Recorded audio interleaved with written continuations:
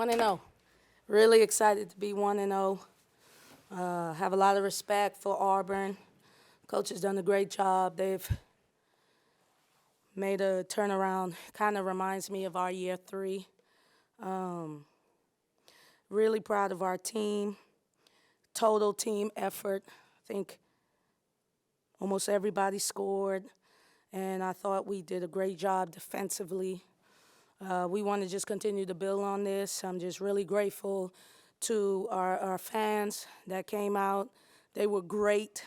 Now we'll celebrate tonight, and then we'll focus on Mississippi State. Biggest SEC win since 2007. Not only that, but right off the bat, off of Christmas break, how impressed with your team that they came geared up, ready to go? Well, I felt good about our game plan.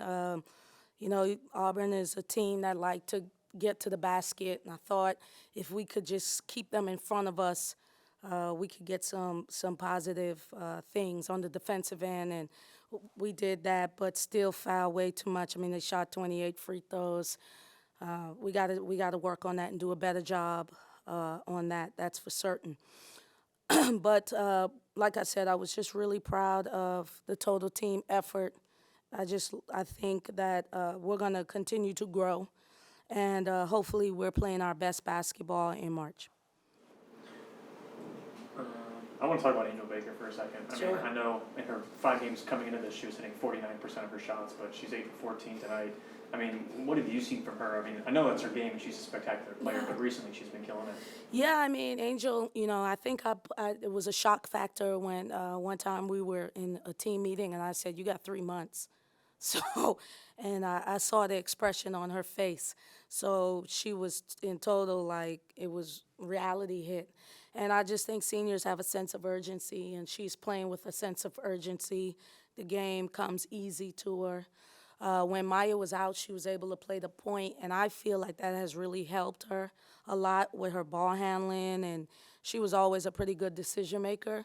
So I was proud of her and what she did. Listen, Angel's special. She wants to play professionally, and if she continues to be efficient, she'll have an opportunity to do so.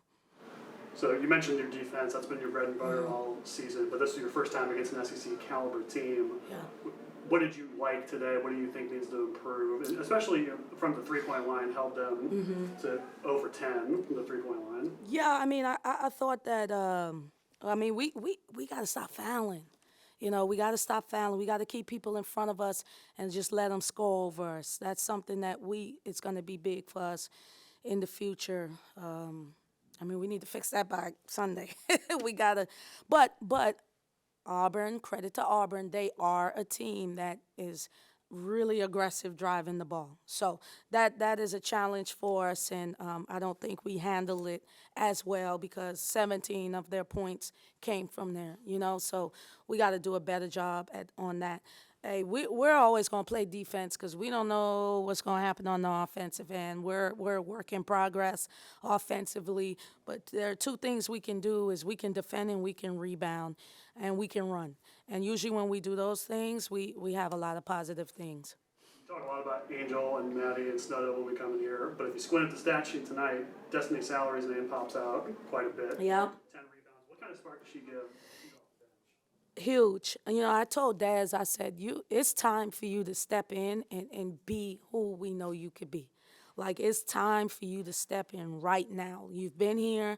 Usually when a kid transfers because of playing time, there's a confidence that they struggle with initially. So we chalked that up as last year. But now, like, Daz is ready to go. And what you saw tonight, as she continues to build confidence, you're gonna continue to see and hopefully even see better. Like we wanted her out of high school, so we know she can play, and I was really proud of her, and I was proud of Ayana's, our lone freshman, their production today. Speaking of Ayana, how much of you liked her getting more comfortable out there? It just seems like she's just playing a little more fluid.